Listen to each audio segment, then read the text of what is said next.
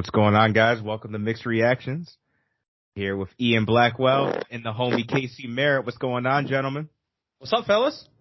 Not much. Just enjoying some NBA Finals action. It's kind of a different look finals than everyone anticipated, isn't it? Yeah, it's not what I predicted. Nuggets Miami is not what I had predicted, but in my opinion, it hasn't disappointed yet. We'll get to that. No, it's two good games so far. Hopefully it can stretch out to 7. Yeah. It'll be interesting to see just how Denver responds. Because, at the day we're recording this June 6th, so Game 2 was on Sunday. For those listening to this later in time, Game 2 was on Sunday. And the Denver Nuggets surprisingly lost. Jokic really was the only player that did something for Denver. Everybody else. I was just going to say that. You got to think when your second highest scorer is Jamal Murray, he only put up 18. Yeah. He started off well, too. He started off great, of course, and that seems to be what Miami is going for. I come to feel is that they want Jokic to do the prominent scoring, so he's not dishing out the assists. Yeah. Yeah, I mean, Jokic was 16 for 28 that game, so 28 attempts. That man was shooting the basketball. He had to. Nobody else would put up a bucket. He was the only one that was putting up points. And I don't know about you guys. I am begging Michael Porter to have one decent game. Yeah, he needs to shoot how you shoot with him in 2K. But he's got to get that release down. He's got to get that release down, man, because last game he went 1 for 6 from 5 the 3-point points. line, 2 for 8 from the field. Not good if you're placing any prop bets. Probably not a good idea to play anything Michael Porter Jr. And let's not even get into Caldwell Pope. Caldwell Pope had more fouls than field goals made in Game 2. KCP is, you never know what you're going to get with KCP. Sometimes you're going to get a good game. Sometimes you're going to get a bad game. I feel like he has no middle ground. No, that's true. No, you're absolutely right. But what worries me a lot about this series, for Denver's aspect of it, is you'll know this is true. A lot of NBA teams, their role players play best at home. Denver's role players have struggled even at home. Even the game that they won, Denver didn't look that great. Yeah, it's just Miami was missing open shots. That's a really good point. Yeah, no. I'm just looking at the Miami Heat stat line right now, and I felt like Kevin Love, he made some huge three-pointers that usually he would miss. Kind of plays to your point of, like, bench players. Obviously, Jimmy Butler did his thing. The dude played 40 minutes. Adebayo, 40 minutes. That's say we can't question Bam Adebayo's series so far, too. He's been spectacular. And not to mention, Gabe Vincent put up 23 points. Dished out 3 assists. Max Strus had 14. And Max Strus had 3 3-pointers, or maybe even 4 threes in the first quarter, didn't he? Yeah, Strus was balling. He went 4 for 10 for 3. Man, Miami. Not something you would expect. This might be the most surprising championship run we've ever seen. I cannot think of a more surprising championship run than what the Heat have produced so far this year. They took out the number 1 seed in 5. They beat the Knicks in 6. And then they beat the Celtics in 7, which I don't know if I'll ever get over that series. That was such a roller coaster ride as a Celtics fan, going from down 0-3 to the Derek White tip to tie it, to send it to Game 7, and then just absolutely crapping the bed. Yeah, let's talk about that for a little bit, actually. I mean, we can talk about the finals a little bit later, but since this is the first time we've done an episode in these playoffs, and as a Celtics fan, I can't imagine your emotions in that game. The emotions in the game it's so tough to describe, because I had so much hope, especially after that Game 6. I was like, we're going to be the first team to come back from down 0-3. Yeah. It was 0 for 150, if I'm not mistaken, was the stat. Yep. I thought we were going to be that one. And Sean, I believe I texted you or told you, I think it was a couple days after that game, I told you this story. I woke up that morning and I watched 4 Days in October, which is a documentary series about the 0-4 Boston Red Sox, who came down from 0-3 to the New York Yankees. So I was feeling good. I don't know why I deluded myself into thinking, because I watched this documentary and the Red Sox, the Celtics is going to do it. So I'll tell you what, though. I put this in the group chat to us when they were going through this game. I was just going to say, I know what you're going to say. Go ahead and say it. After Boston had 5 separate chances to increase the lead from 5 to either 7 or 8, missed every shot, and then within 3 minutes, Miami had a 3-point lead. I texted both of you in the group chat, and I said, this game is over. It wasn't even the end of the first quarter. I was like, this game's done. That's not actually what I thought you were going to say. I thought you were going to talk about the fact that you said, I forget what game it was. I'm pretty sure it was game 4, actually. It had to have been. You said, if the Celtics win this game, they're coming back and win the series. Yeah, no, I remember saying that, and I kind of feel a little foolish for saying that. But you were close. I want to feel foolish. I was going to say, I hate using, I wasn't that wrong, because I was wrong about the series. But to be fair, I feel a lot of people were wrong about that series. If you talk to 80% of the people, they're going to say they had Boston winning that series too. Even to this day, I feel Boston is the better team than Miami. Are they more well coached than Miami? Absolutely not. Do they have that dog in them like Miami does? It doesn't appear so, and it may be time to discuss breaking up Tatum and Brown. But all props to Miami.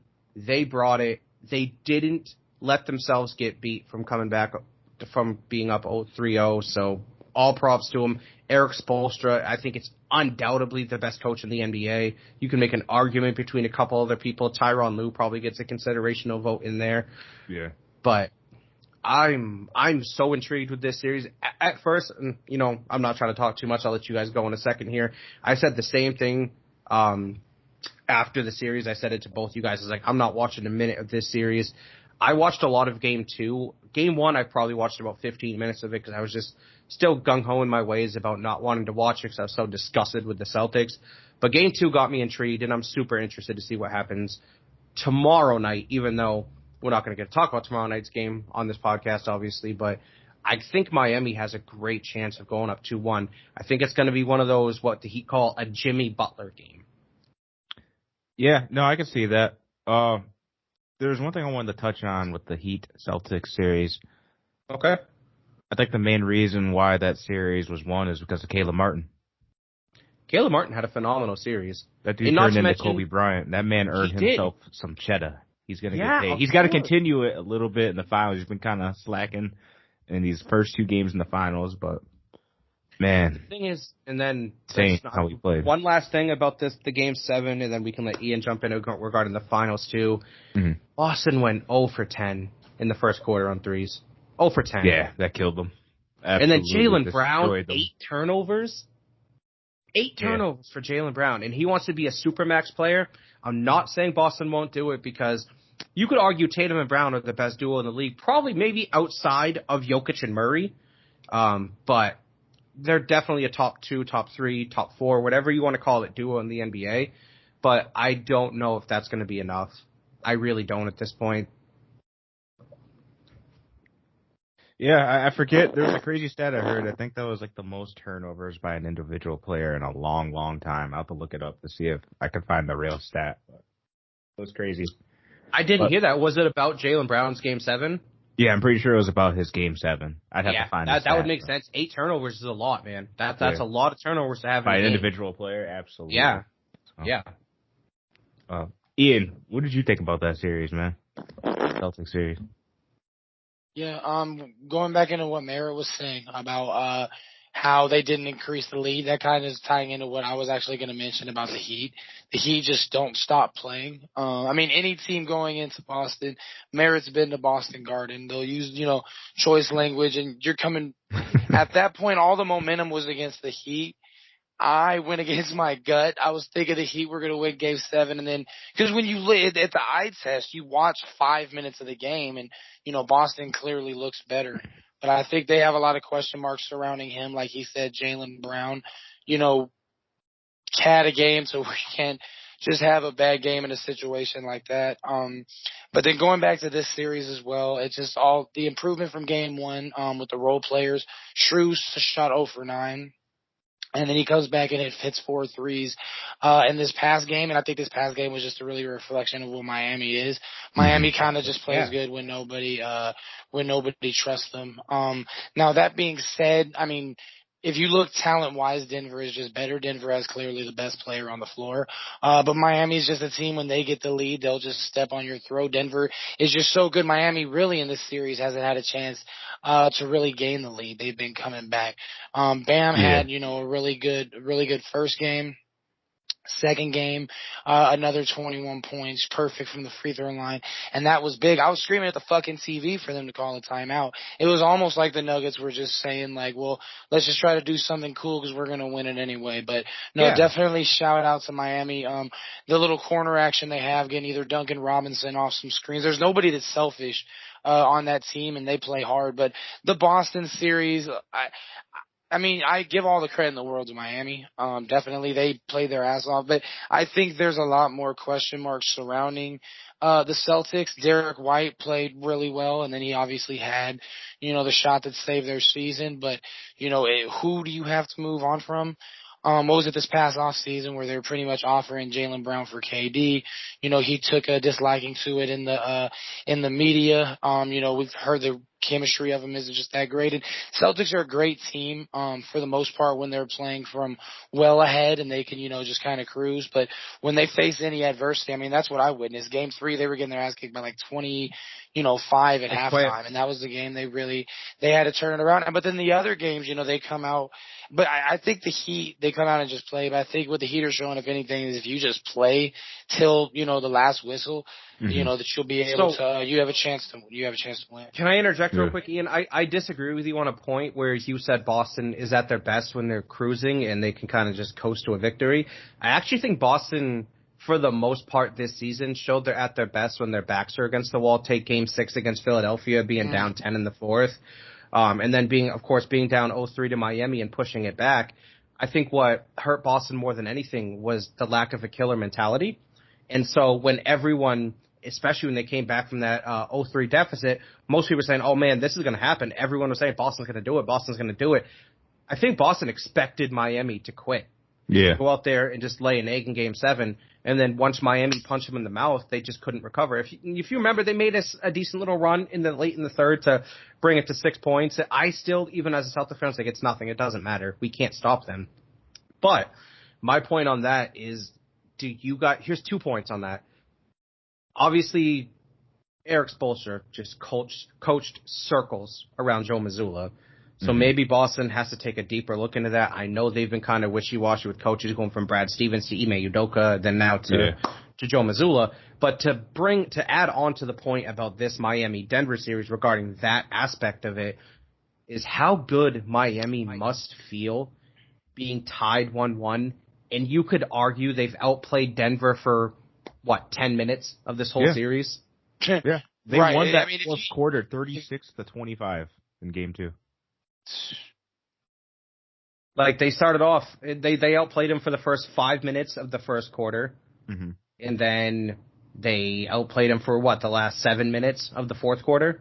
Yeah, and then they got outplayed all of Game 1, so they outplayed him for a 12-minute stretch, and they're tied 1-1 going home to Miami. It's one of the craziest runs you can ever imagine, but they're doing it, and it's so impressive. Shout out to Jimmy Butler. Shout out to Coach Spoelstra. I don't even know the words to find anymore with how impressed I am with Miami, with what they've been able to do. Greatest 8 seed of all time. As far as Denver though, I think another thing too is, I don't know which one of you mentioned it, was Michael Porter Jr. getting going, definitely.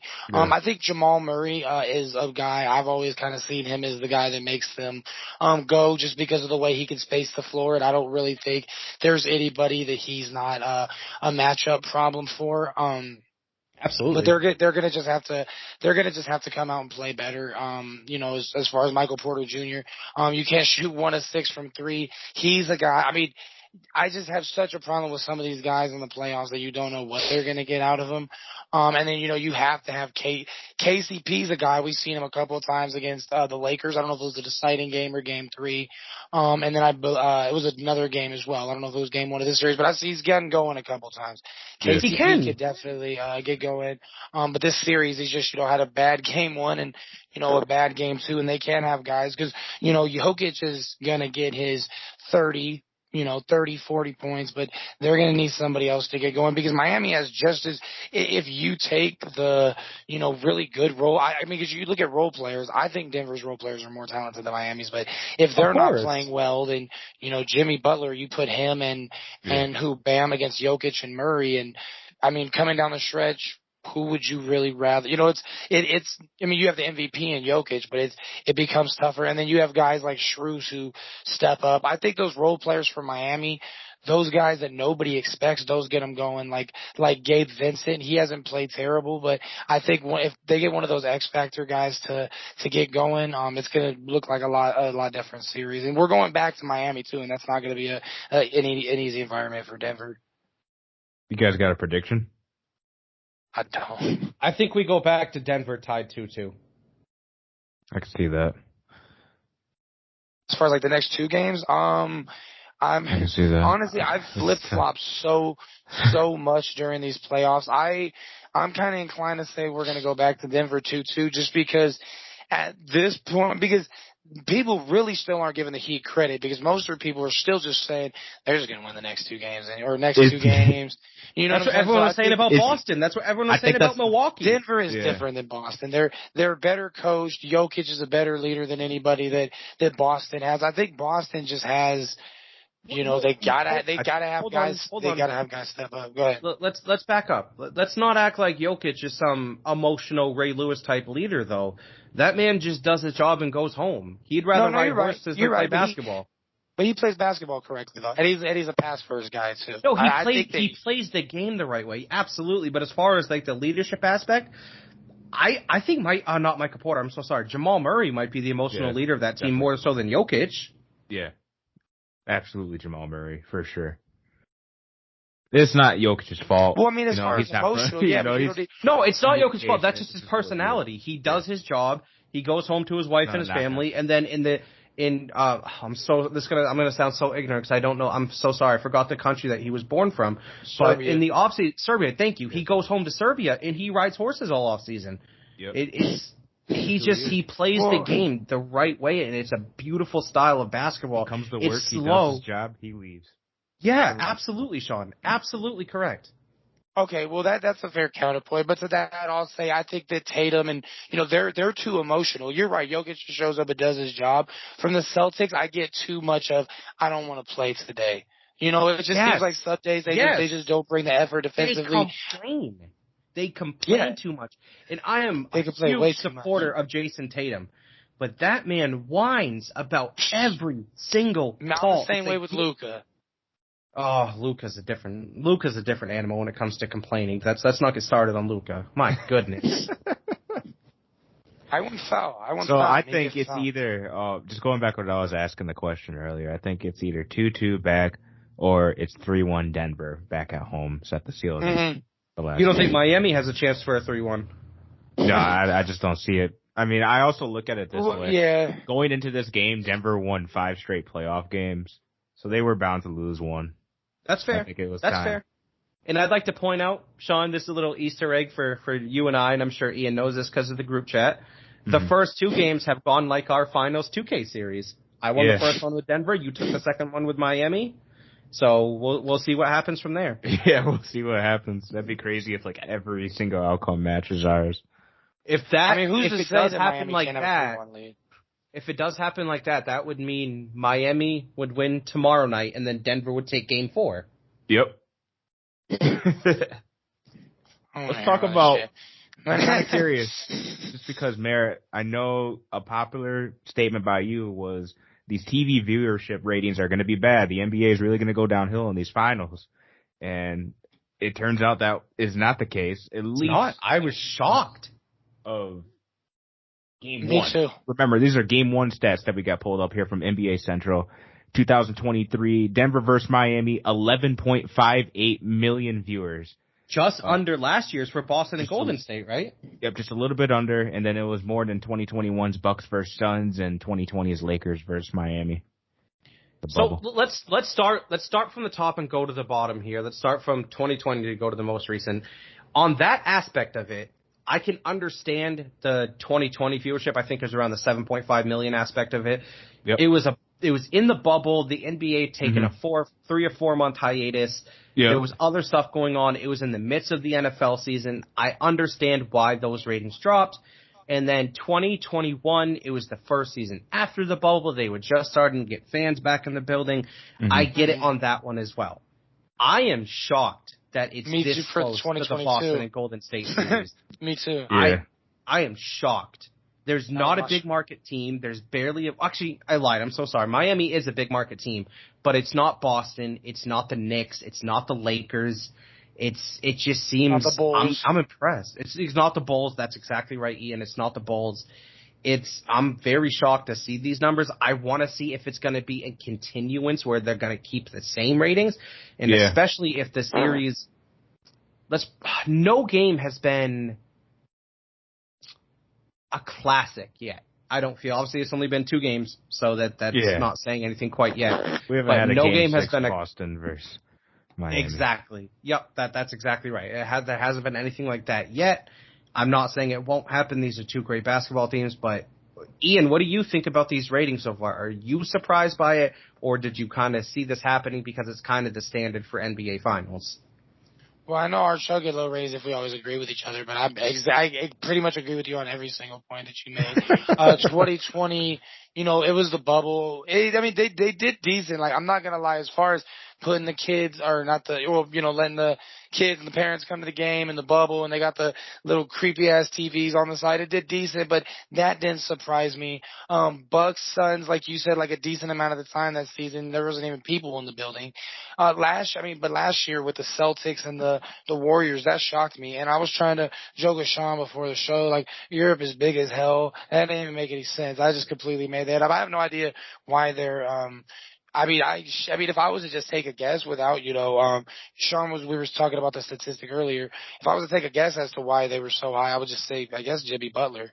I mean, 'cause I think people like Jokic, but he's not like, he can tap his chest and get excited when he scores. So I'm kind of surprised. I was really afraid that we were going to get a really boring ass, just little quick, because if you think about it, a lot of the other 4-1 series, that we've seen have either been kind of like a show. Like, there's been some kind of story. You look at Detroit against the Lakers back in 2004, nobody really saw it coming.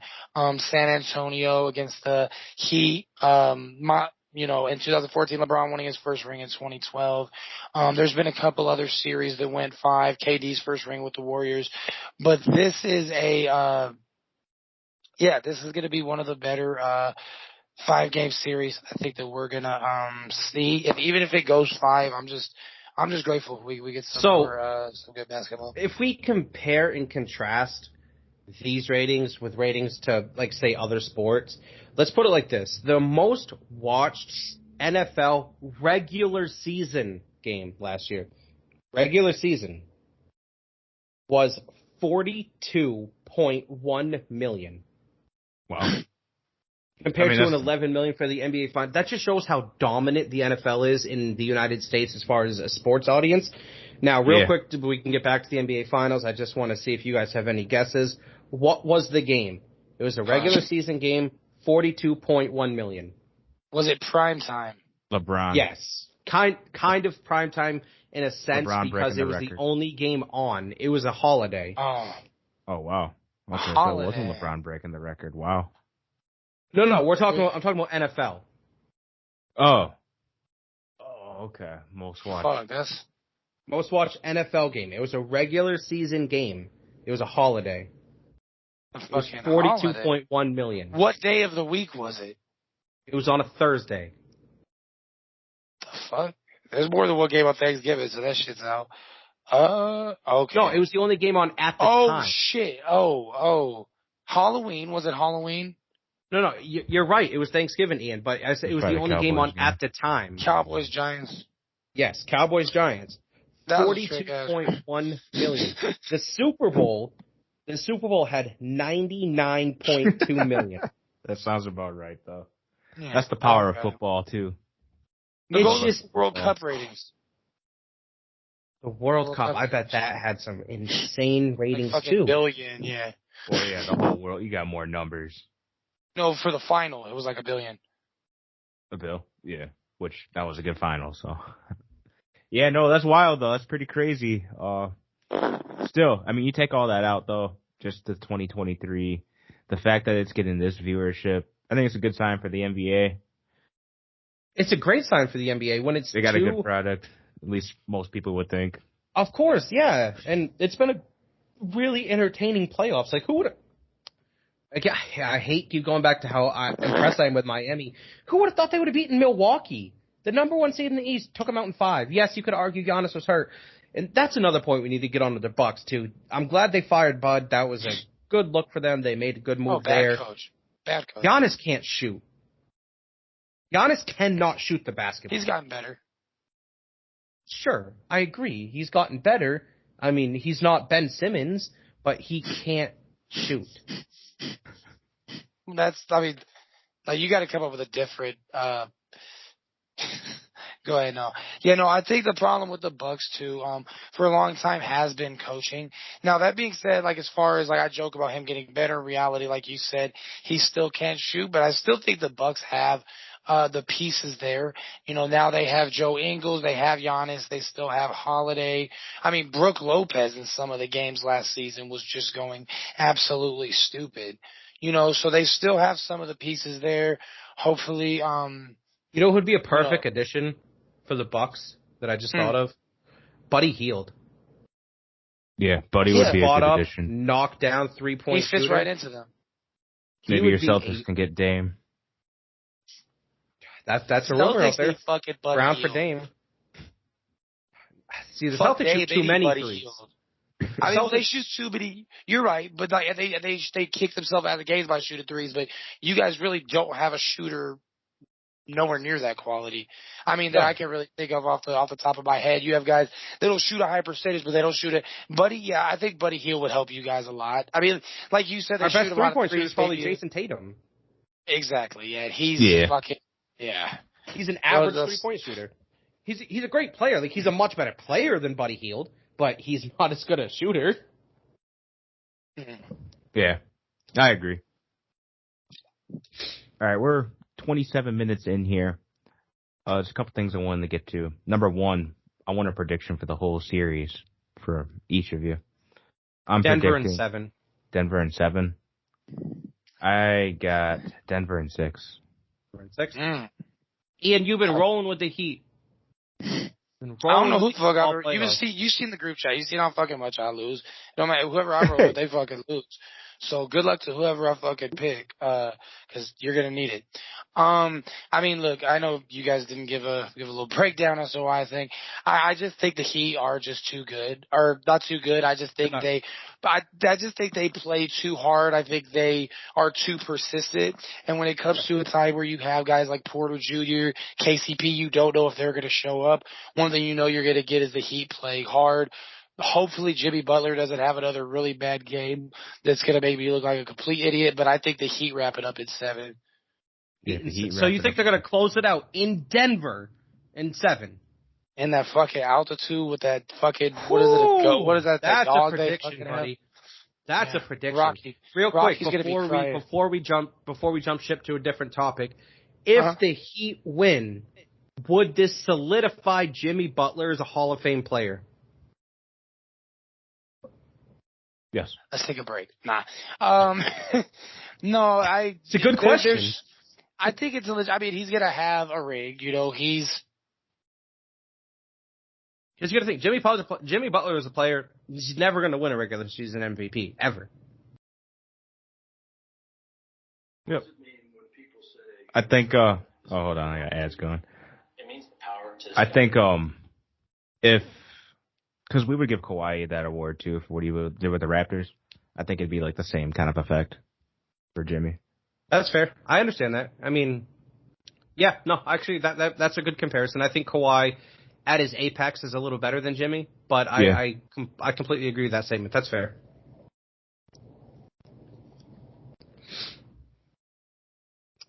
Any closing thoughts on these NBA Finals, guys?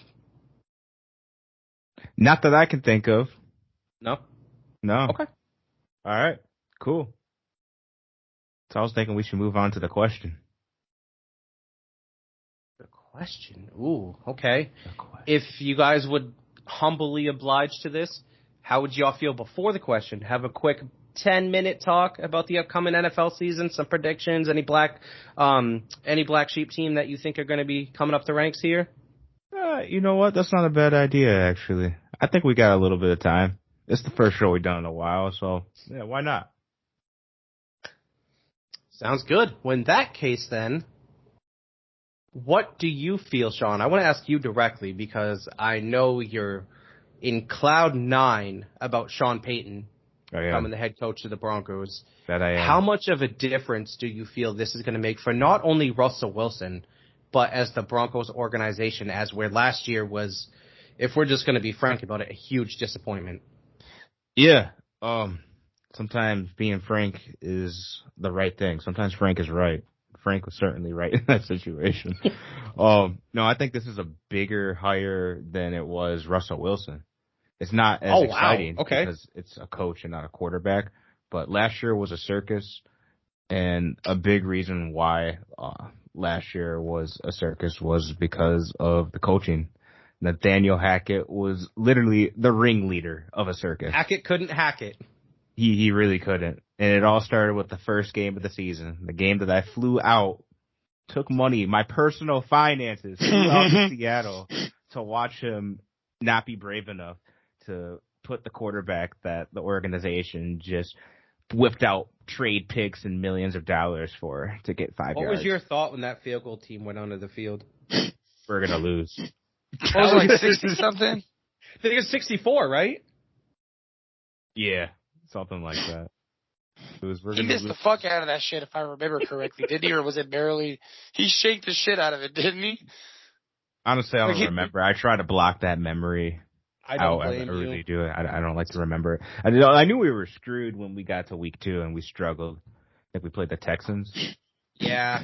Yeah, when we struggled against the Texans, that's when I was like, this is going to be rough. But no, Sean Payton I think he's going to come in. He's going to he's going to develop a good playbook for Russell Wilson, way better than what Hackett did. I like the way he established himself on this press conference. He said things like, hopefully he talked to Russ before this, but if not, this was pretty savage. But he's like, yeah, we're going to take away his personal coach, all that stuff. Like, none of that is happening. What the fuck? But I do like how Smart, he came in and put his treat him foot like down. everybody else. That's what Belichick did to Brady for 20 years, and look at the success they had. That's what I'm saying. And Hackett came in with the mentality as like, you got to be everybody's friend. And that works for some coaches, but I don't know. It didn't work for Hackett. Let's not even act like it works for some coaches. It works for Andy Reid because he has Patrick Mahomes. Mike Tomlin, too. I mean, Andy Reid's had, you can point to the playmakers Andy Reid's had elsewhere, but Andy Reid's had some pretty good success over a decent amount of time, over 20 plus years now. But for the most part, I would side with Barry. I mean, Dick Vermeil too, but look at the guys Dick Vermeil had also, Yeah. But when did Andy Reid win his first Super Bowl? A little kind of player coachy. I mean, a few years ago, but I mean, shit, he went to Jason Garrett was absolutely a player's coach, and look where that got them. Coach Clapp. He did better than Hackett, that's for sure. Of course, yeah, he did better than Hackett, of course, but that's just because Jason Garrett has a great offensive mind, to be truthful. He really does. Yeah. I went through our schedule, and, I got us going to a wild card. A buddy of mine who's not as optimistic as I am, we went through each game, and he has them going to the wild card, too, and that feels good. Like, somebody who isn't optimistic even has them going to the wild card. I can see that. You guys are definitely going to be an improved team in the division. I think you've leapfrogged the Raiders, that's for sure. I think the Raiders are going to take a drastic drop. Not that Jimmy Garoppolo is a terrible quarterback, but I don't think he has the talent that Derek Carr does, and he couldn't produce them. They had Josh Jacobs, who led the league in rushing last year, and they had the best wide receiver in football, arguably, in Devontae Adams, and they couldn't get out of their own way. Yeah, and we got to remember last year, too, the Broncos didn't have Tim Patrick. He got hurt the first. Big loss. Yep, he was the leading wide receiver on the team. Chemistry was Sutton gone. or Judy that got hurt? Too. Judy always gets hurt, which means this is a make and break year for Judy. But you get Tim Patrick back.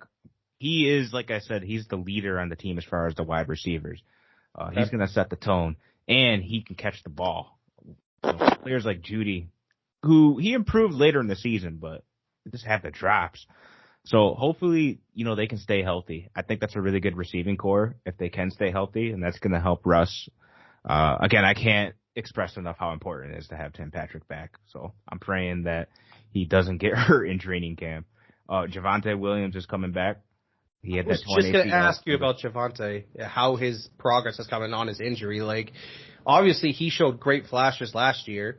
Yep. And so I'm guessing, I don't know for sure because I'm not too up on Broncos Nation over here, but I'm assuming Javonte is their clear-cut number one back. Like, it's not a house of running backs in that backfield. Javonte's the true number one. Yeah, without question. Okay. Yeah. Okay. No, Melvin's gone. I don't have him anymore. Not to mention, let's also remember, just going back to wide receivers, the Broncos did draft a rookie wide receiver, Denzel Mims, Marvin Mims. I say Denzel Mims plays for the Jets. Yeah, Denzel Mims. That's the wrong Mims. But yeah, no. Marvin Mims, Oklahoma, who's a really good route runner. I watched a little bit of footage from him. I'm kind of excited to see, what he can do. Unfortunately, I think that means we are going to, and by way I mean the Broncos, they are going to lose a wide receiver. Somebody's going to get cut. I mean, if Judy has the case of the chops and can't stay healthy, it might be him. No, it's not going to be him. It's going to be KJ Sutton? Hamler. Oh, KJ Hamler. Good call. Which is Isn't unfortunate. he the one that played quarterback for a game? No, you're thinking of, what was that guy's name? This is bugging me now. What was that guy's name? He's a good wide receiver. Yeah, he's a good wide receiver. Yeah. Oh, no, I have to get back to you on that. I forget the guy's name. That's fair. I'm going to look it up. Ian, what about your Rams? Are you guys talking about the guy for Denver? Yeah. Really good receiver? Kendall That Hinton. played quarterback for one game against Kendall the Saints. Hinton. Kendall Hinton, yes. Yeah, you guys ain't gonna want to hear my. I'm gonna just say 4 words before I get my prediction. We got our ring. Fuck, Okay. This shit's gonna be fucking. I know that That's feeling. all I need to know about how you feel about the Rams' upcoming season, but I want to hear 3 it from and the 14. horse's mouth. 2016, 2017, I have those same words, buddy. I know what you mean. 3-14, Ian. 3 and 14. No we way. are gonna get fucking trashed. There's no shot you go 3-14 because you play the Cardinals twice, who are the worst team in the league. You're gonna smoke them both times. Cup and Stafford are going to win you at least 3 games out of that. I predict the Rams are going 7-10. I'll give you 7-10. I appreciate you're a very good friend. No, listen, we're gonna get our fucking ass beat game in Seattle. We're not gonna win that. We're not gonna beat the Niners. It's gonna be a home game for them in Inglewood. We're not winning at Cincinnati. We might beat the Colts. We're not beating the Eagles. It's gonna be a home game for them in LA. We might not even beat the fucking Cardinals at this point. You're beating the Cardinals. You're beating the Cardinals. And then you got Pittsburgh, not beating them, not beating Dallas. Probably not beat. We'll see what happens with Green Bay. Probably not being in Green Bay. Not going to beat them. It's probably going to be snowing and shit like that. We're not beating Seattle back at home. I mean, Arizona, I don't really know. Cleveland could go either way. Washington. We're not beating, Baltimore, Saints, Giants. What has gone so wrong since your Super Bowl year where the Rams have dipped so deeply? Well, we did have, tons of injuries last year. We're going to have healthy Stafford back, but I just don't think that we have the. You have no faith in Stafford? You're saying 3-14. No, I don't know. Not at this point. Like I said, he got us our ring, but what is Stafford, 37? That's a good point. That's a good point. Brady. Yeah. I mean, to be honest, like we were talking when Baker Mayfield had fucking 3 games where he looked like Johnny Manziel at Texas A&M. I just wanted to reference that because Johnny Manziel was amazing at Texas A&M. But people are still saying I'd rather have Stafford. I think at this point, I mean, Stafford, he's always been a good quarterback. I think I don't really know if he's going to be able to steady the ship. Maybe for more than 3 wins, optimistically, but I don't think we're just going to go crazy and start beating people. And if we do, then I'm going to do like LeBron James and against the Cardinals. You have 2 guaranteed wins against the Cardinals. What about the Commanders? They were playing good towards the end, middle and end of last season. For the Commanders, I guess it would all depend on who's their quarterback. Because that's such a wishy-washy situation. Is it going to be Sam Howell? I don't think Carson Wentz is going back to Washington. No. And I think Derek Carr is going to ball out in New Orleans also. Probably going to go to week 2. Broncos Commanders. That's a good choice, Sean. That's a good way to watch your team live and be like, hey, we're probably going to win this one. Wait, you're going to go to D.C. to watch them? No, I'm going to Denver. on the Oh, Denver I game. was like, God, fucking damn. Like, why don't Need a you home just go game this outside year. and be like, shoot Seattle, me. I need a home game. Sorry, I I mean to don't cut you blame guys you. off. You were making a segue into something. No, I don't see any possible way the Rams go 3-14. And I'm not even a Rams fan in the slightest, but Yeah, the no. Cardinals are going to be a dreadful embarrassment of a team this year, I feel. Probably 1 to 2 wins tops for the Cardinals. I believe That in means Murray. they're going to make the playoffs and make the wild card and win the first round. Yeah, they're going to be become the Miami Heat of the NFL. the. No, I like Kyler Murray. I think he's gonna do big. Kyler Murray's going to be Not gone over necessarily half the big year. things, but I mean, shit, I mean, do you really think that we're gonna beat them twice? Yes. Like, you really think we're gonna beat them 2 times? Yes, smacked, absolutely demolished both times. For one, Kyler Murray is going to be gone half the season, and then when he comes back, the new Warzone map is going to drop, and he's going to stay up till 5 in the morning playing it. Yeah, well, You didn't have to thankfully go we don't there. play them until, or thankfully we play them October till October 15th. I believe his is 6-8. I can double check that, but Well, I just check the Warzone map drops in. Check the DLC. If something's dropping on the weekend of that week, you're fine. You're You good. can't. It's in this new contract clause. Are you serious, or are you fucking around right now? Because I really No. They believe took it out. It they originally took it was. out. He's not lying. Originally it was. They took it out because they thought it was Yeah. so disrespectful. But originally it really was in there that Wait, I what's think the it was so many allotted hours he had to game because he was so obsessed with playing Call of Duty. Maybe he should play fucking Madden, and he wouldn't. You know, Denver. Yeah, I he could mean, learn not to read the Denver. defense better. Yeah, for real. I mean, at the beginning of the season, Arizona, I want to say they either started 3-1 or they were looking decent. I don't think it was 3-1, but they looked decent. They beat the shit out of Carolina, who turned out to be dog shit. We knew they were going to be dog shit. Go back but to 2021. They start off 8-0, then they had the downslide again. Now, a lot of that, I they believe, beat us was that Cliff year, too, Kingsbury. yeah. A lot of that was, I believe, Cliff Kingsbury. He has yeah. He does that a lot, where his team starts out great and then chokes at the end. That's fine. They have a new coach. He'll be gone in 2 years. Mark my words. He will be gone in 2 years. Kyler Murray will be gone as well. They are going to be in the market for your boy, Ian. Caleb Williams. Yeah, no, fuck that. I swear, Matt Leinart went to fucking Arizona and got his shit. You know, he never ended up being shit. He never ended up being shit. He was probably never going to be shit anyway. But Caleb Williams probably going to go to Arizona and not going to be shit. I'm just kidding. He's a lot better than Matt Leinart was. But A lot better. A lot I better. mean, did they? His Will mobility is Murray, like the Patrick fucking Mahomes. the Yeah. number 1 pick of like the 2019 draft. Like they just got him with the number 1 pick. The Rams got Goff with the number 1 overall pick, and they traded his ass to Detroit, where they don't even. I don't even think, Deshaun, do they know, like, football? Like, do you guys actually have Lions fans? There's Lions fans, Oh, right? the Lions fans are hype for this season right Yeah, now. the Lions. They Yeah, got there's a the lot of opening hype around game the at Lions, Kansas City. Ian. A lot of hype. Well, no, I know. I think they're going to be Mhm. disappointed come season end, but they got some hype. I don't. You know, their win total is They at like traded 10 Jamal and a half. Williams. I They think. lost Swift. That's 2 But players. look at the already. running They had- back they got. And they got players that were suspended because of that game. I think the Lions, I'm going to say it now. I'm going to call it now. This is recorded. The Lions are going 10-7, and they're going to make the 10-7? wild card. I can see that. At the best, a wild card, yeah. But I don't even think that's going to happen. I think Lions fans are going to be disappointed this year. I think that trade with Jamal Williams was not good. Not good at all. No, Yeah, I I agree. think it's- Those are Jamal weird. Williams' trade wasn't great. But I think Dan Campbell's a heck of a coach. Yeah, he is. Jared Goff has shown that he can be very successful in the system. Amon St. Brown has shown he's a true number 1 receiver. That's and true. I think your defense, not yours because you're not a Lions fan. I think their defense is improving. Yeah. Plus they got a man from Michigan. Adam Hutchinson. Yeah, Hutchinson. He had a good year last year. So Absolutely. yeah, no, I could definitely see. I can understand why Lions fans are excited. I just think the end of the season they're looking at that too much. I just don't know. Real quick, as an outside perspective, because I don't want to get too biased when I say this, what do you guys feel about the Cowboys picking up Brandon Cooks and Stephon Gilmore in the offseason?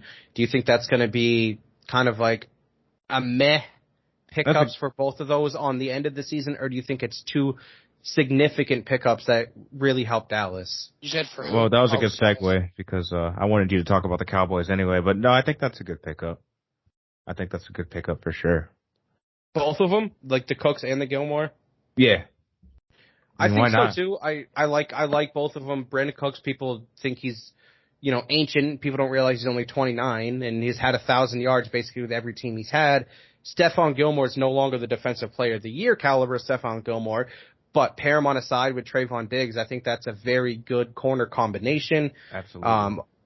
And I don't know if you guys have seen what Micah Parsons has been saying, but Micah has been saying he's in the best shape of his life. He feels better than he ever has. And he said in an interview he's going to stop focusing so much on sacks and start focusing more on impact plays. He said the first 2 years of his career he's kind of focusing more on the sacks, and that took away from some impact plays he could have. Now, I don't know how that's going to commence towards the regular season and throughout the course of his career, but Micah Parsons is a dog. Like, he's a top 5 defensive player in the league right now. I hope he continues to grow from that. I don't see Dallas making deep noise into the postseason. I think there's too many question marks around Dak Prescott. I think Dak's the type of quarterback where almost like the worst situation quarterback in the NFL, where he's good enough to get you to the playoffs and win a game. He's too good to replace because it's going to be tough to find someone better unless something great comes along. Right. But unless the situation is perfect, he's not good enough to win you a Super Bowl. Yeah, That's the worst situation. That's the worst situation to be in. Yeah, well, I'm optimistic about Dallas, just to see what else just causes them to fuck up later in the year. Dallas seems like there's always something. Always one big liability, one big burden for sure. Gilmore definitely think is going to add some juice, definitely to the secondary. Last season, actually had the most tackles of his career, and he actually played 16 games. So I think, just coming out to see how Dallas's defense looks next year. Again, we'll see years. It always just seems to be one very glaring issue with Dallas. Unfortunately, that didn't really come to rear its ugly head a couple of years ago in the playoffs against the Niners until it was too late, and it was like, oh shit, we have terrible play calling. But for the most part, Dallas has always just been, they just get exposed in one or another area. But I think them just beefing their defense up, because there's been points, over the past couple of years, more specifically a couple of years ago when they were the 2 or 3 seed when they lost to the Niners at home. Their defense is, they were the 4 seeds. They weren't the first seed because they didn't get the bye. 4. He said 4. They weren't the 4 because the Niners weren't the 5 when they played at home. Yeah, they must have been the 4 because they might have been the 3 seed. It's possible they were the 3 seed. Oh shit, no, we were the 4. The Rams, because we played the Cardinals were 5, and then the Cowboys. So we were the 3 seed then. So we were the 3 seed and they were the 6. Yeah, something like that. Because Tampa was the 2, Philly was the 7, you guys were the 6, or the 3, Niners were the 6. But no, I mean, just seeing what they come out there with. Gilmore is barely into his 30s. We'll see how much longer he can last. But like I said, pairing him with an elite cornerback like Trayvon can be beneficial for him because he's not going to have to match up with the best receiver every week. Exactly. And for Trayvon, too.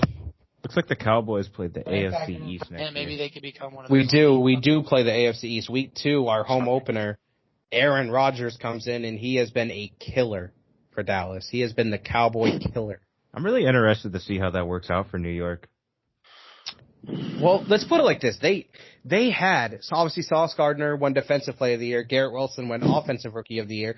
2 Rookies of the Year on that same team with a quarterback now.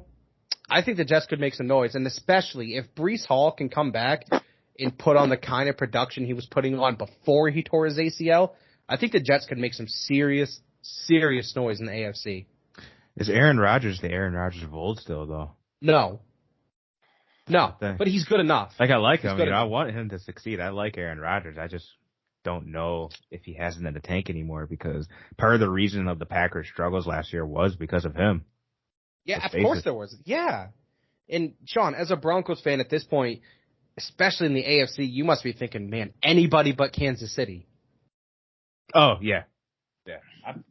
I thought they were gifted the Super Bowl last year. We don't got to get into that. I know you do. They should have lost the James Bradbury hold, right? The James Bradbury hold. Yeah, I don't care. I know people complain about NBA refs all the time, but I think NFL refs take the cake. Can't stand them. Well, I mean, there's more people watching too, I think. I mean, I don't know, but NBA They refs gave that's Patrick some dumb Mahomes shit. another play, man. Yeah, I was at the casino watching another the play. volume was down. I was like, what the fuck, they get another play and they got a first down, didn't they? Yeah. Fucking bullshit, bro. You guys don't know the fucking rule. Only rule I know is that shit was written in the script that you have to make up this motherfucking rule so that it can come in handy. I for mean, Patrick if Mahomes. are you guys talking about the Fucking AFC good. Championship game where he got the extra play? Yeah. Technically, that play was blown dead before it started. It really was. It's not that they gave. If you're being technical, that play was blown dead before the ball Regardless snapped. of what official It was is, just so that- hectic in the stadium, nobody heard it. I don't know. I think the script got out. The one that Ian was talking about. That So script then what that happened with script the that Raiders Arian and the Foster was Bengals? talking about. It's all real.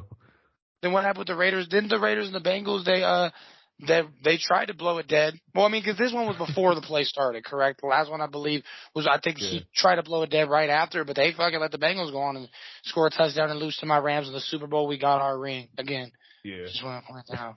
Those 4 words, those are your 4 beautiful words, Ian. We got our ring. And fuck them. It is going to picks. go away after about 3 or 4 years, though. It goes away. Yeah, no, real shit. Like, I might not, they not win the Broncos- Super Bowl till I have great grandchildren or some shit. Like, it might be a while.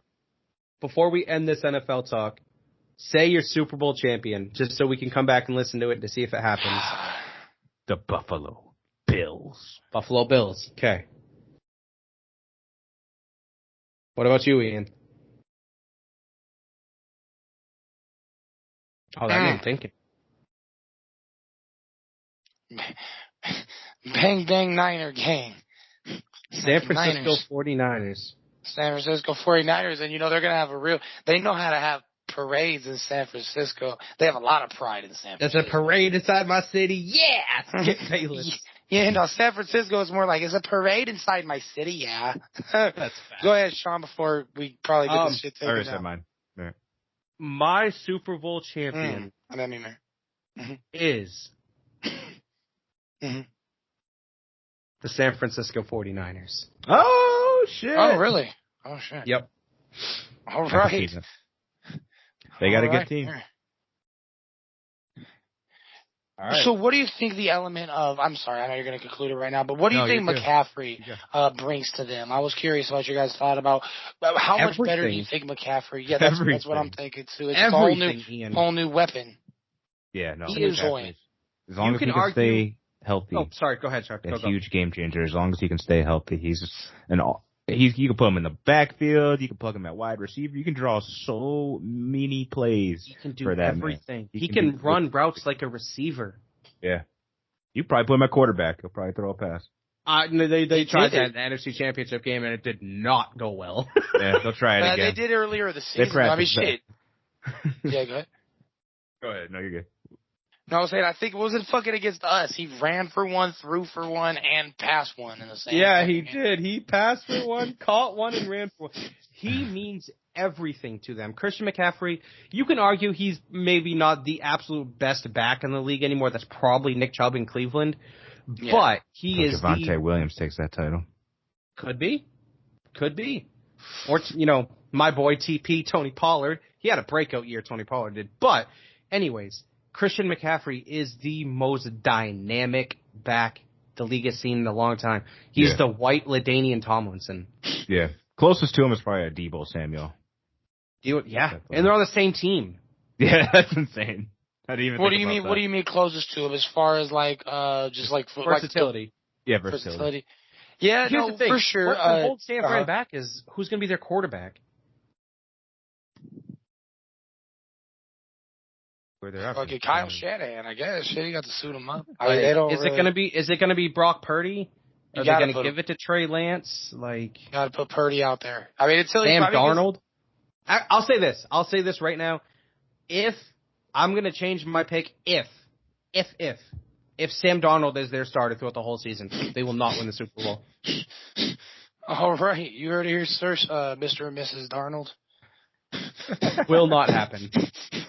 Man, that's actually making me want to rethink my pick now because they don't have a quarterback.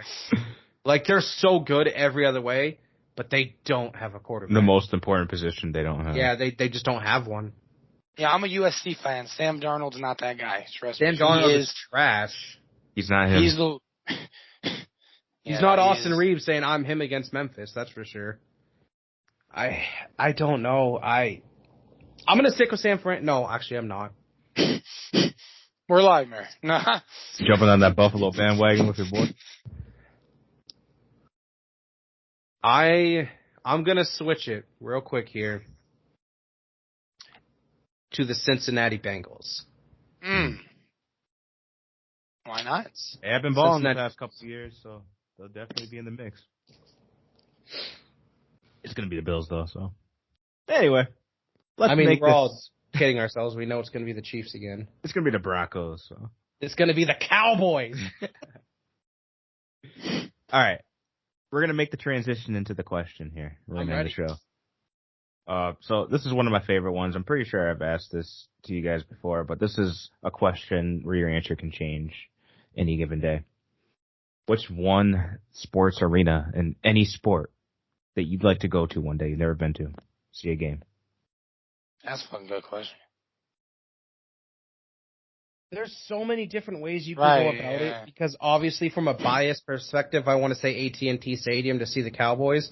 That's but fair. There are so many other great environments. Gems. Like Sean, you mentioned earlier in the show, you went up to Seattle.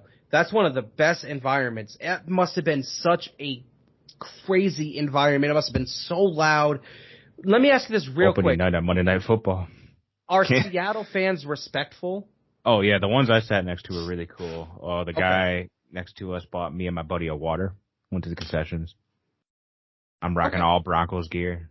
See, he's a Seattle fan. So, yeah, no, they were really cool. Fair enough. Okay. Loud. What about you? Like, I'm going to stick with AT&T just because I want to see a Cowboys game. Yeah, no, that's definitely understandable. That was actually the answer I thought you were going to say.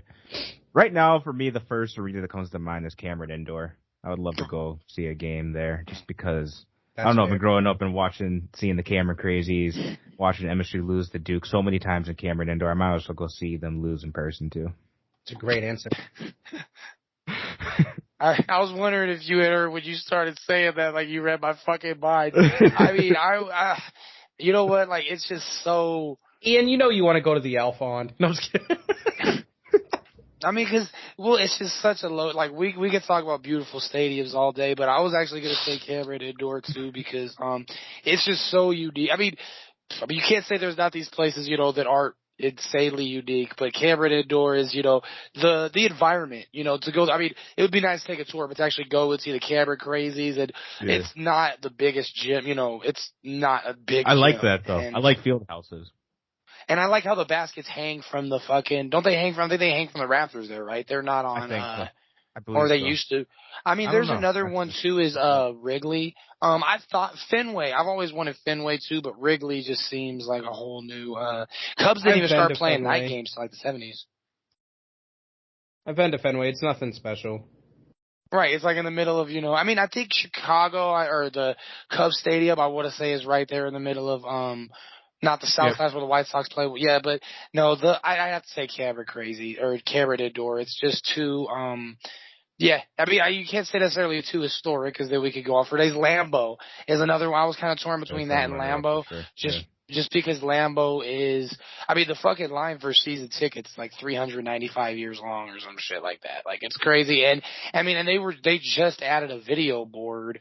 I mean, shit, what was it, the last like fucking 10 years? I mean, same with Wrigley. I'd say Cameron Indoor #1. I'm a big fan of stadiums. If I had to rank them, I'd say Cameron Indoor #1, Wrigley #2, Lambeau #3. But I like they can all be interchangeable, really, to be honest with you. Yeah, and I just confirmed that the hoops at Cameron Indoor are hanging. So you're right. That's insane. Nice. That's awesome that they do that. Yeah. I mean, the Carrier Dome the thing about the Carrier Dome, it looks awesome when it's packed for a basketball game. Cause like fucking but when it's not, you can tell the emptiness, and it's so bad.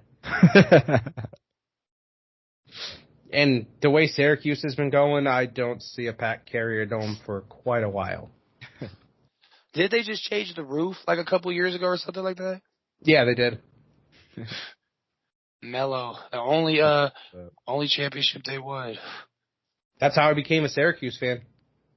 Because of I Melo. hate to sound like a bandwagon on it, but I mean, not really. I Yeah, feel you're it was young. 'cause That's you're from that the age where Northeast. it's acceptable. yeah, I was like feel 11, 12 years old, and I started to watch the end of March Madness, and it happened to be, I think it was like the Sweet 16, Elite 8, somewhere around there, and I just started watching Syracuse, and I was obsessed with the way Melo was just killing everybody, and they won the tournament, and I was like, that's my team. Like, that's what I'm sticking with, and that hasn't been good since. Like, we've had good years, don't get me wrong. I'm sure if you guys remember, I think it was 2013, Syracuse started 23-0. I kind of remember that. But Syracuse has always been pretty dominant in the history of That college fucking basketball. zone they Yeah, when played they were in the was Big catch East, up. now they're in the ACC. They're a mid-tier team at best. Yeah, that's facts.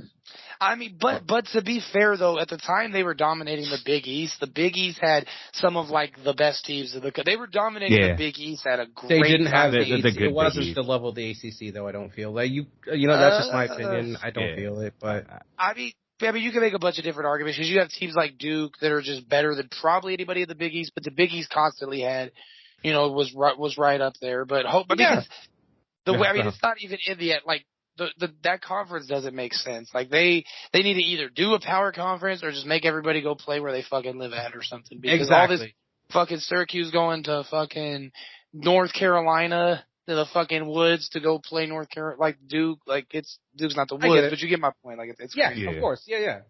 Yeah. Fellas making me want to talk some college basketball. I'll have to do that next show. We will. We'll Definitely. have to. It's been a good show, y'all. It's been good to be great. back.